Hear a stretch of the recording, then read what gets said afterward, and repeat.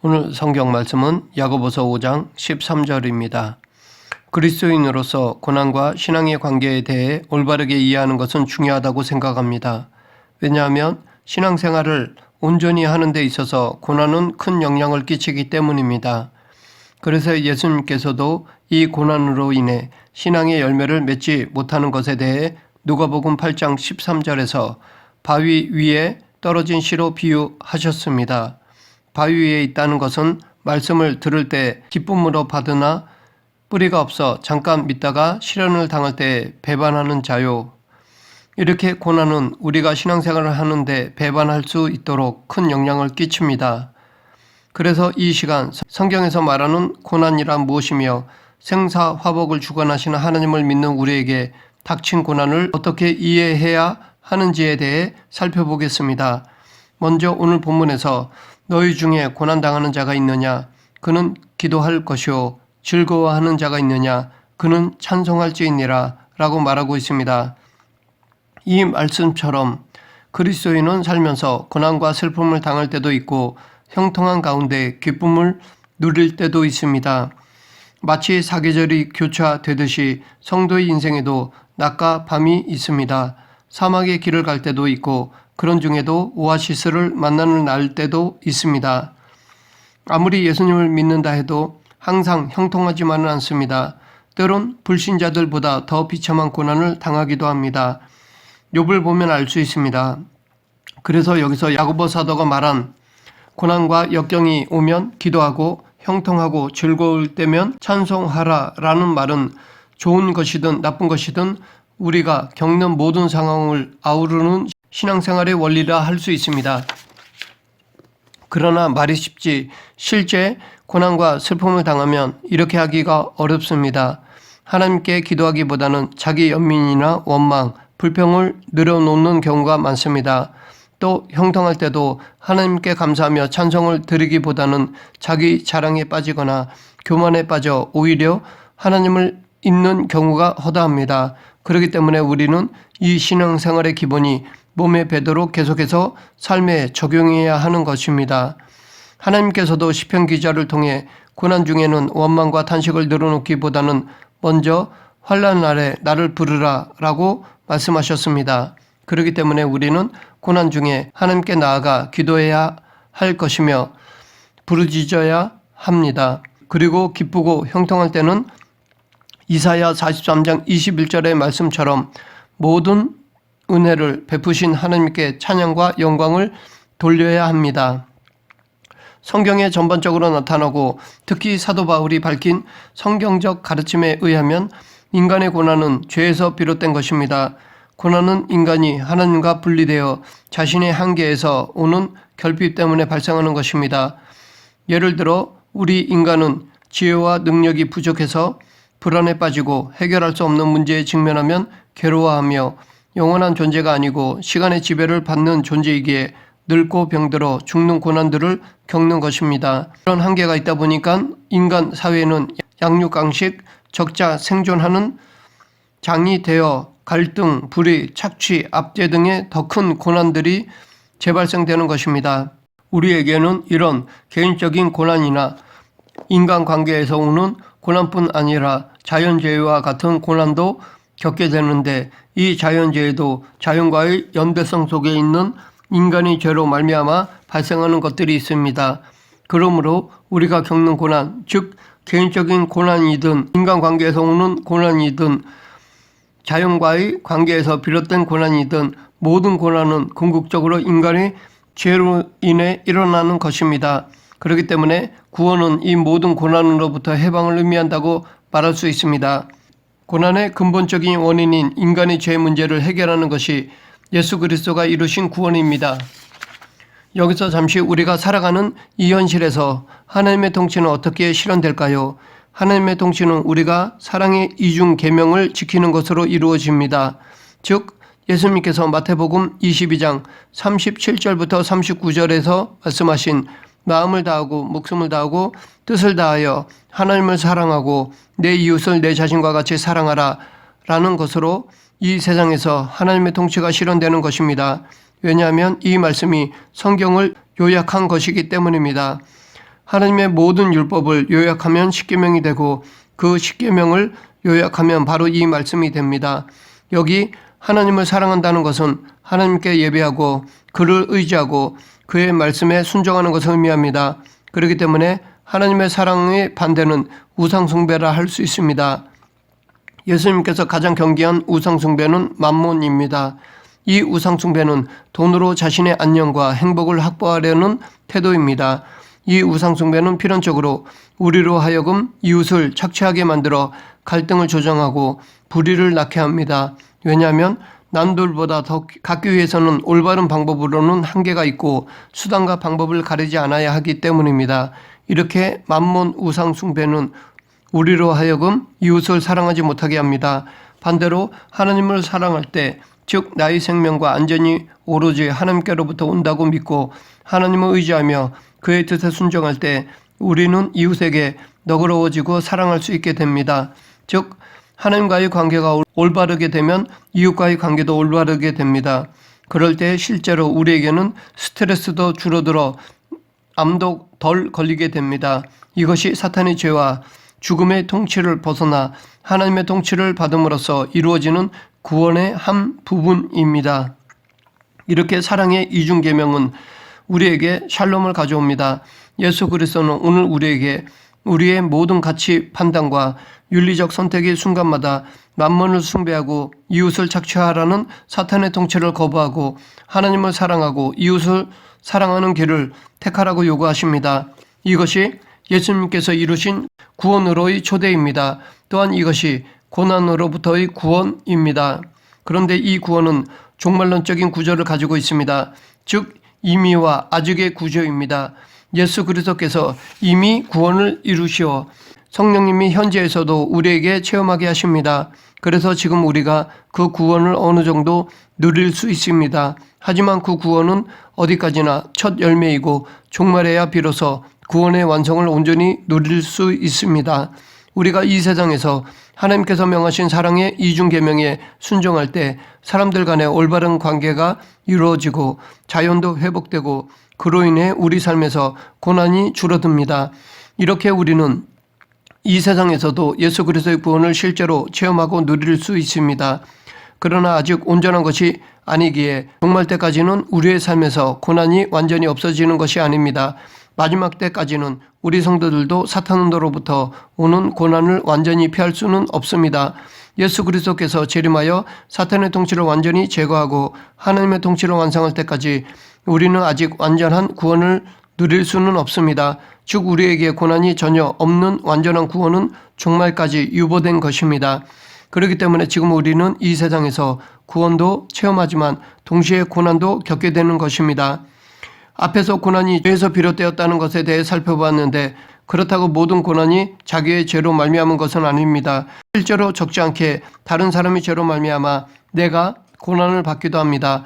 한 예로 나는 운전을 제대로 하는데 다른 사람이 음주운전을 해서 내 차를 들이받아 내 다리를 부러뜨렸다면 이것은 다른 사람의 죄로 인해 내가 고난을 받는 것입니다. 죄가 고난을 발생시키지만 죄를 지은 자와 고난을 받는 자 사이에는 반드시 1대1의 관계가 성립되지는 않습니다. 인간은 혼자 사는 것이 아니라 다른 사람과의 관계 속에서 살아가기 때문에 남의 죄로 인해 내가 고난을 받기도 합니다. 물론 이런 경우에는 상당히 억울하지만 세상은 이렇게 서로 맞물려 있기에 어쩔 수 없습니다. 그런데 잘 생각해보면 그 역도 성립됩니다. 내 잘못으로 정작 다른 사람이 고통을 받기도 합니다. 이뿐 아니라 나의 선행으로 다른 사람이 덕을 보기도 하고 남의 선행 때문에 내가 덕을 보기도 합니다. 이렇게 세상은 얽히고 설켜 단순하지 않습니다. 그렇기 때문에 그리스도인이 하나 주의해야 할 것이 있는데 그것은 누가 고난을 받고 있으면 그것을 무조건 그의 죄 때문에 하나님이 벌을 주신다라고 여기서는 안 됩니다. 혹자는 누가 병에 걸리거나 사고가 나거나 사업이 안 되면 무조건 너희 죄를 회개하라 라고 충고합니다.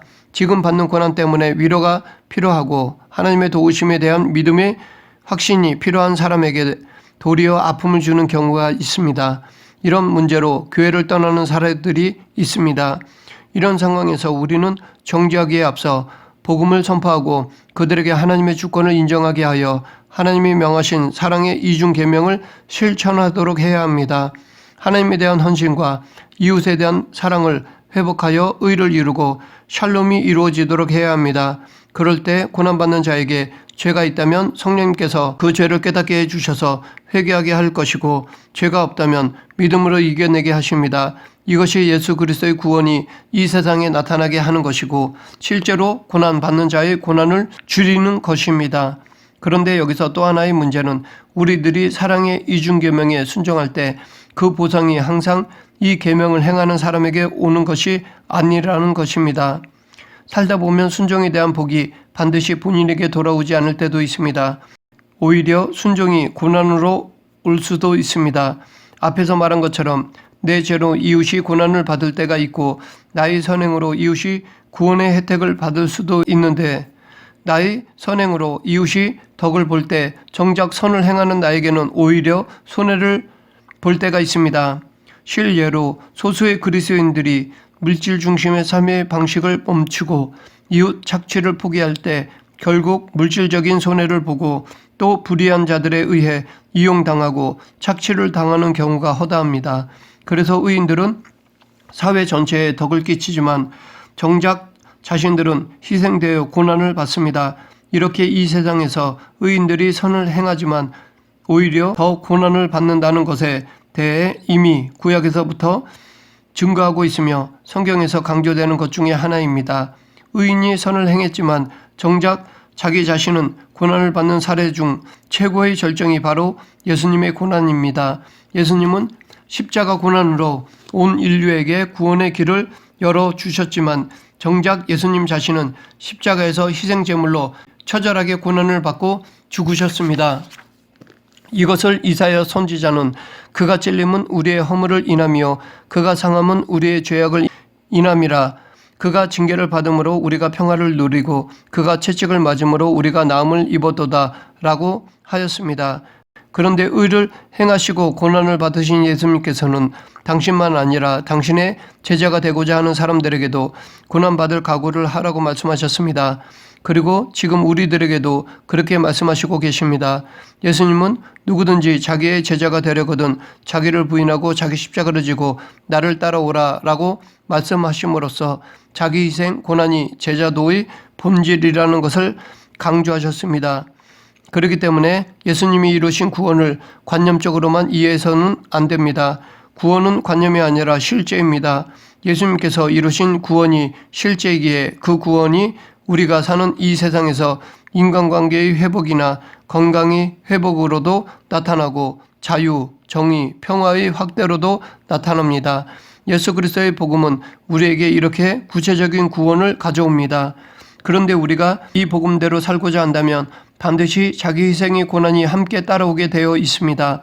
그래서 바울은 그의 서신에서 의인이 고난받는다는 것을 강조했던 것입니다. 이런 이유로 그리스도인에게 기본적으로 요구되는 덕목이 바로 오래 참음입니다. 오래 참음에는 두 가지 말이 있는데 관용이 있고 인내가 있습니다. 관용이라는 말은 주로 인간관계에 적용되는 덕목으로 나에게 고난을 가져다 주는 사람에게 오래 참아주는 태도입니다. 고린도전서 13장에서 나오는 사랑의 첫 덕목인 사랑은 오래 참고에서 오래 참고가 바로 이 관용입니다. 반면에 인내라는 말은 좀 더 포괄적인 의미로서 이 세상에서 오는 모든 고난을 참고 견딘다라는 뜻입니다. 이렇게 참고 견디는 태도는 우리가 종말에 올 구원의 완성에 대한 소망을 가진 사람으로서 이 세상에서 항상 취해야 할 덕목입니다. 이 인내는 이 세상에서 하나님의 백성들이 하나님의 백성답게 살려고 수고하는 중에 겪는 고난에 대한 태도입니다. 지금까지 살펴본 것이 고난에 대한 소극적인 해석이라고 한다면 고난에 대한 적극적인 해석에 대해서도 알아보겠습니다. 이것은 고난이 갖는 교육적 의미와 구속적 의미를 구하고 찾는 것입니다. 왜냐하면 우리가 겪는 고난을 통해 하나님은 우리를 연단하여 당신의 자녀로서 성장, 성숙시키기 때문입니다. 그렇기 때문에 우리가 겪는 고난은 우리가 그리스도를 닮아가며 하나님의 형상을 점점 회복해가는 하나님의 도구라는 것입니다. 소극적으로 고난은 죄로 인해 사탄으로 말미암아 불가피하게 겪는 것이기 때문에 참고 견뎌야 하는 것이지만 적극적으로 고난은 우리로 하여금 하나님을 더욱 의지하게 하고 하나님의 백성다운 성품을 갖도록 하기 위한 연단이기도 한 것입니다.